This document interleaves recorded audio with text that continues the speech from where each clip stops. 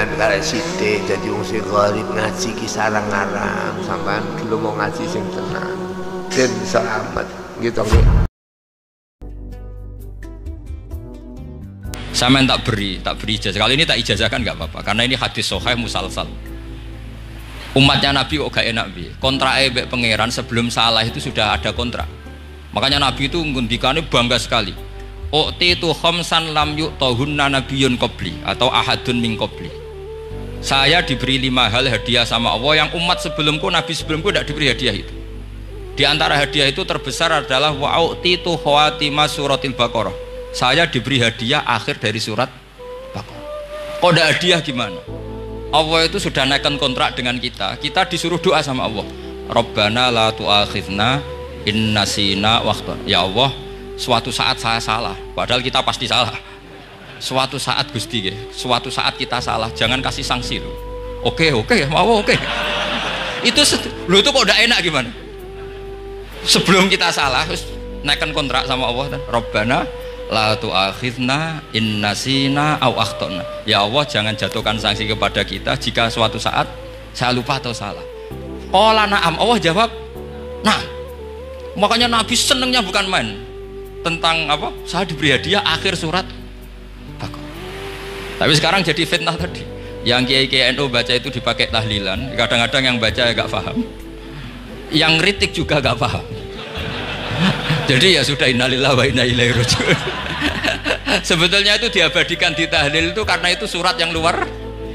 Tapi sebagian yang baca agak paham sehingga ya dingin saja wong enggak paham. Tapi kalau kita yang paham itu luar biasa, wong belum salah sudah ada perjanjian la tu'akhidna in nasina aw akhtana. Sama Allah dijawab, "Nah, yo mat, umatem nak salah orang langsung tak siksa." Aman. Maksudnya dintain tobat aja terus salah terus.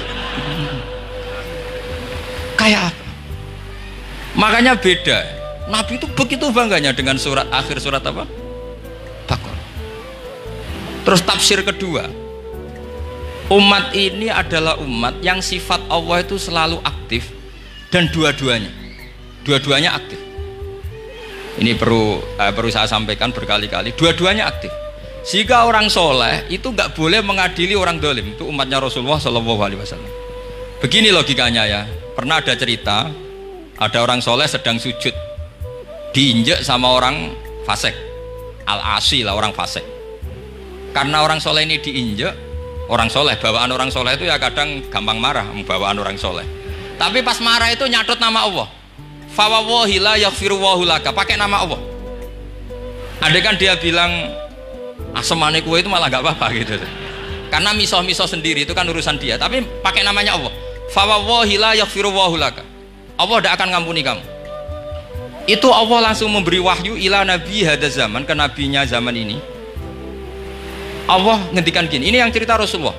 Man dzalladzi yata'alla alayya alla aghfira li fulan faqad ghafartu lahu wa ahbattu amalak. Orang itu tak ampuni, yang sujud amalnya tak hilangkan. Kenapa? Allah tersinggung. Wong saya ini bisa aghfir, bisa ngampuni. Kenapa kamu nyifati saya hanya u'adzib? Jadi kira-kira Allah itu tersinggung. Wong sifatku itu yo yaghfir wa yu'adzib, kok ganti yu'adzib tok iku piye? Jadi sifatku kan hilang sitok gitu. Paham ya? Jadi kalau kamu melihat orang-orang maksiat, pikiran kamu Allah yu'adzibuhum itu enggak fair. Bisa saja Allah yaghfiru lahum. Tapi kamu milih sitok tok, yaitu sifat yu'adzib itu enggak fair. Harusnya ya yaghfiru liman yasha wa yu'adzibu man yasha. Tapi orang soleh ini wallah la yaghfirullahu laka, itu Allah tersinggung. Kenapa tersinggung? Karena Allah hanya disifati yu'adzib, bukan disifati yaghfir. Padahal Allah bisa yu'adzib, bisa yaghfir. Sehingga Wahsy ketika seperti itu, dia qatilu ahabbin nas ila Rasulullah, yaitu Wahsy adalah qatilu Hamzah. Ketika Nabi da'a alaihi, tidak usah diterjemah, itu sama Allah malah Wahsy dikasih tahu. Bahkan turun ayat laisa laka minal amri syai'un aw yatuba alaihim aw. Jadi kita melihat ahlul maksiat, oke, kita tidak cocok dengan mereka, tapi tidak cocok tetap berharap mereka tobat. Kita tarbiyah, karena kita tidak boleh nyifati Allah yu'adzibuhum qatan. Mungkin ora melok dadi pangeran kok muni qatan. Isa wae Allah yaghfiru lahu. Itu pelajaran bagi kita. Jadi ternyata si soleh tadi ditegur sama Allah, kamu tidak bisa seperti itu. Mangdalladzi yata'alla alaihi, yata'alla itu corong Jawa sumpah serapah. Kok iso aku mbok sifati uadzib tok, wong aku iso aghfir. Makanya di Quran itu ada wa yu'adzibal munafiqina, ayatnya apa? Insya'a au yatuba. Ya, ini dalil-dalil napa kalau jenengan mendukung Islam napa wasatiyah. Jadi an ilmin. Jadi saya dukung gerakan ini, satu an ilmin, dua memang secara etika. Pak Quraisy itu orang sepuh, tentu pilihan itu setelah sekian baca tafsir, baca referensi, beliau seorang akademisi, profesor doktor. Tapi saya tetap mohon dukung kita itu an ilmin, apa? An ilmin. Memang dari awal Allah mensifati dirinya bisa yaghfir, bisa yu'adzib. Kenapa kita memastikan yu'adzib? Wong Allah bisa yaghfir. Nah, dengan demikian kamu menetapkan sifat Allah dua-duanya. Jadi yang soleh ya tetap khawatir jangan-jangan ada masalah, yang fasik pun tetap ada harapan. Makanya masyhur dawuh Sayyidina Ali yang dikutip hampir semua ulama, apa? Ala unabbiukum fil faqih kullal faqih. Apa perlu saya ceritakan siapa yang ahli fikih sebenarnya? Apa kata Sayyidina Ali? Sebagian orang malah memarfukan ini ke Rasulullah Shallallahu Alaihi Wasallam. Kalaupun ini tidak hadis marfu, dawuh Sayyidina Ali pasti tercermin dari keinginan Rasulullah Shallallahu Alaihi Wasallam. Ketika Nabi ditanya siapa itu al-faqih kul al-faqih, atau Sayyidina Ali, malam yuknitin nas min rahmatillah walam yu'amminhum min makrillah. Apapun kondisinya orang, jangan putus asakan dari rahmatnya. Sehingga Nabi itu pernah sangat serius ngadepi orang-orang fasik.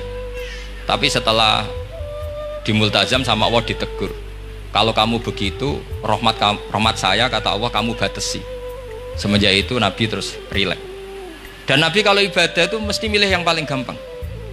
Ma khayyara Rasulullah sallallahu alaihi wasallam amrayni illa ikhtara napa? Aisarahuma, pasti milih yang paling gampang.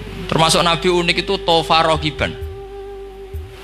Semua sahabat itu tofu musyatan, semua tawaf secara jalan. Tapi Nabi tofa rogiban. Jika kata ulama-ulama usul fikih, afdal mana? Ya afdal tawaf secara jalan, karena al-ajur bi qadrit ta'ab. Tapi untuk Nabi itu afdal tofa rogiban. Kenapa? Karena Nabi adalah muallimul ummah, pengajar umat. Kalau Nabi tidak tofa rogiban, maka orang akan bilang syarat sahnya tawaf harus jalan. Barokahnya Nabi naik unta, orang mengesahkan tawaf secara rogiban. Tapi saya ini keterusan, jangan nom-nom dong nganggu skuter kok teletabis. Ini kalau ya cocok kan. Wah, ya nak sing sepuh-sepuh itu cara kula berlebihan lah. Meskipun sah tapi kula nganti risih, debuan terbenturan yang disai itu. Boyo itibak Nabi itu paling enggak ya kesamaan sepuhnya atau apa Nabi kan.